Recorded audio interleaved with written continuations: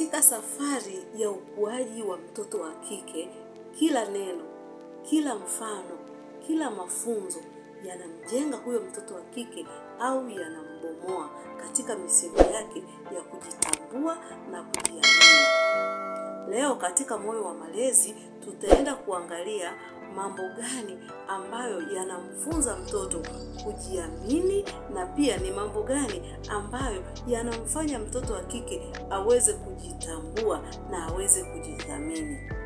Mtoto wa kike anapofundishwa kujithamini, anapofundishwa kujitambua, anakuwa amepewa misingi imara kabisa ambayo itamfanya kesho aje awe mwanamke bora katika jamii yake na aje awe mama bora katika jamii yake, ambapo dunia haiwezi kumtingisha kwa mambo madogo madogo, kwa sababu anakuwa amefundishwa kabisa toka nyumbani kujitambua na kujithamini. Mimi ninaitwa Muhere Madam. Kama bado haujasubscribe kwenye chaneli yetu ya Moyo wa Malezi, karibu fanya hivyo sasa hivi, kwa sababu tunakuletea maarifa sahihi kabisa kwa ajili ya familia, kwa ajili ya biashara na mustakabali mzima wa malezi. Karibu tuende kuanza kuangalia hoja moja baada ya nyingine. Leo nitazungumzia hoja 3 tu za kina ambazo zinaonyesha misingi thabiti ya binti kujitambua na kujithamini. Karibu tuanze. Hoja namba 1 ni kumjengea binti uwezo wa kutambua thamani yake, ambapo hii tunasema ni self worth awareness. Moja ya zawadi kubwa kabisa ambayo unaweza kumpa binti yako ni kuhakikisha unamjengea thamani. Binti ukimjengea thamani, akajitambua, akajua yeye ni nani, akajitambua na kujithamini na kujiamini kupitia wewe mzazi wake, unakuwa umempa zawadi kubwa sana kuliko ambapo ungeweza kumpa hata pesa. Kumfundisha mtoto kujithamini kunamsaidia yeye kujitambua kwamba kumbe na yeye katika hii dunia ana thamani na anatambulika. Na unaweza ukamjengea uwezo kabisa wa kujua kwamba thamani yake na uwezo wake anayeweza kuvifafanua ni Mungu na yeye peke yake. Hapo unakuwa umemjengea mtoto thamani na ule uwezo wa kujithamini, wa kujitambua, wa kujijua yeye ni nani, wa kujiona kumbe yeye ana thamani. Pale pia unapompa moyo, unapomfundisha kunyenyekea, unapomfundisha kutenda mema, unakuwa unamfundisha kuona thamani yake katika hii dunia. Hivyo tumfundishe binti kutambua thamani yake. Hiyo inamjengea yeye mwenyewe uwezo wa kujitambua, uwezo wa kujiamini na uwezo wa kujithamini, ambapo ana uwezo wa kutembea kifua mbele katika hii dunia akiwa anajithamini, akiwa anajitambua na akiwa anajiamini yeye mwenyewe. Hoja namba 2 ni kumfundisha uwezo wa kujieleza na kujiamini, ambao hii tunasema ni confidence and self expression. Binti anayejua kujieleza hisia zake huku akiwa anazungumza kwa nidhamu lakini kwa kujiamini, anakuwa ni binti ambaye anajitambua.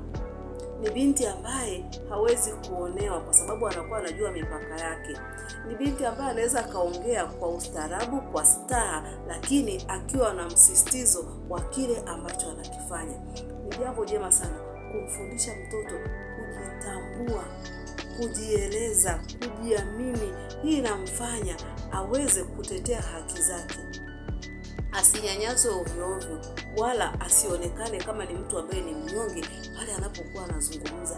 Ni jambo jema sana kumfundisha mtoto kujiamini, kumfundisha mtoto kujieleza anapokuwa mbele za watu, asione aibu aibu. Hivi nishawahi kumuona binti akiwa anazungumza hawezi kumtazama mtu machoni hivi.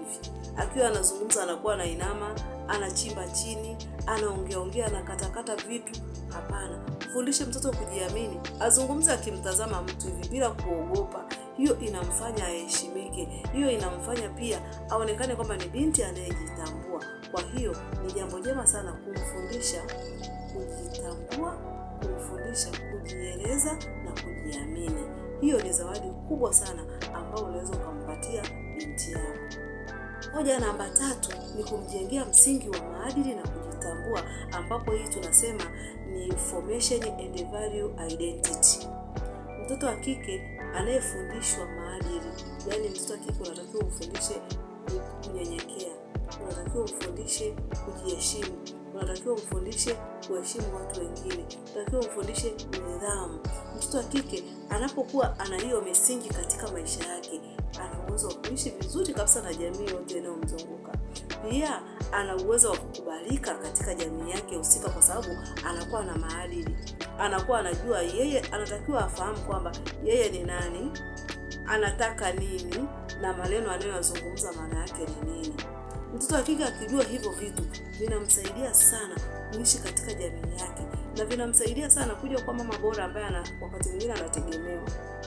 Unatakiwa umsaidie binti yako kwa kumtolea mifano ya wanawake ambao wanajitambua, ambao wana maadili katika jamii, wanawake ambao wanasikika katika jamii, wamefanya vitu vizuri, vitu ambavyo vina mtazamo chanya katika maisha ya watu, wanawake ambao wamesaidia jamii, wanawake ambao wana maadili mema. Mtolee hiyo mifano, unamwambia na unamfananisha nao kwamba yeye atakuwa bora wakati mwingine hata kuwazidi wale wanawake ambao unakuwa unamtolea mifano. Hiyo inamfanya mtoto anapata moyo, anavutika, na unajikuta umemjenga katika misingi bora kabisa ya maadili. Kila binti anapoumbika, si kwa mavazi tu, si kwa chakula tu, wala si kwa elimu tu, bali unapokuwa umemjenga mtoto wako, umemuumba, umemtengeneza katika kujitambua na kujithamini, na pia katika kujiamini, unakuwa umemjenga mwanamke bora wa kesho, umemjenga mwanamke bora ambaye atakuja kusaidia kizazi chake chote, na mwanamke ambaye ataleta thamani ya maisha katika watu ambao watakuwa wanamzunguka na wale ambao watakuwa wanahusiana naye katika maisha. Unapomfundisha mtoto wa kike kujitambua, unapomfundisha mtoto wa kike kujiamini, unakuwa umemjenga mwanamke ambaye haonewi, mwanamke ambaye anaweza kujitetea, mwanamke ambaye anaweza kusema, mwanamke ambaye anaweza kuwasemea wengine, na mwanamke ambaye anajitambua, ana uwezo wa kusaidia jamii yake. Kila mbegu ya mafunzo mema ya kujitambua, ya kujiamini unaojenga kwa binti yako, unakuwa umejenga mbegu bora kabisa kwenye jamii, ambapo utakuja kuleta mwanamke wa thamani anayejitambua, anayesaidia wengine katika jamii yake. Bila shaka umejifunza kitu kipya siku ya leo. Usiache kushare, usiache kulike, na usiache kusubscribe kwenye chaneli yetu ya Moyo wa Malezi. Karibu tuendelee na chaneli yetu hii, tunajifunza vitu vingi ambavyo vinaleta mtazamo chanya na vinaleta faida kwa watoto wetu.